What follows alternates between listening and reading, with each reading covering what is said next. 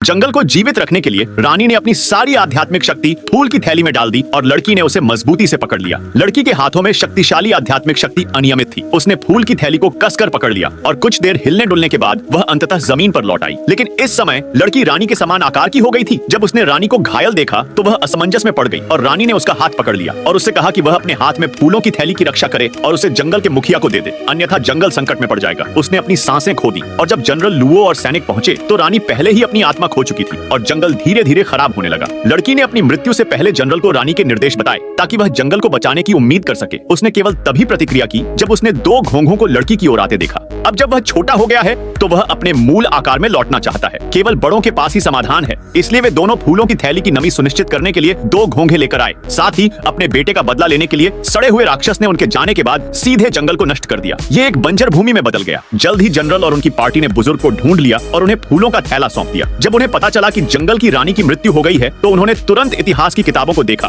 और लिखा था कि पूर्णिमा की रात फूलों का थैला चांदनी के साथ खिलेगा और तब तक एक नई रानी का जन्म होगा। तब लड़की की समस्या हल हो सकती है। यदि चांदनी गलती से गायब हो जाती है तो जंगल रेगिस्तान बन जाएगा और लड़की अपनी मूल स्थिति में वापस नहीं आ पाएगी। इस समय जमीन जोर जोर से हिलने लगती है और जब वह घोंघे के हाथ में फूल की थैली देखता है तो वह गाय को अपने साथ ले जाता है। लड़की को फूलों के साथ पकड़ लिया गया और जनरल जियांजुआंग ने तुरंत उसका पीछा किया, लेकिन अंदर की सड़क रेशम के धागों से अवरुद्ध थी। जनरल अपनी गलती की भरपाई करना चाहता था और लड़की के पिता कल्पित बौने की खोज के प्रेमी थे और उन्होंने कल्पित बौने के बहुत सारे उपकरण एकत्र किए। ध्यान दें, मक्खियां हार्बिन बियर पी रही थीं और यह अभी पता चला। मैंने एक घूंट लिया और उसे अपनी पीठ पर लाद लिया। घोंघा जो मौज मस्ती देख रहा था, अचानक एक चूहे ने उसका अपहरण कर लिया और फूलों की थैली लेने के लिए अंधेरे जंगल में जाने के लिए उन तीनों ने एक टीम बनाई और लड़की के घर में गलती से बोतल का ढक्कन गिर गया। उसने पेंसिल पर पैर रखा और सीधे धूल में गिर गई। जनरल लुओ ने उसे देखा और उसे बाहर निकाला। धूल लड़की के पैरों से चिपक गई और वह ऊपर नीचे नहीं हो सका।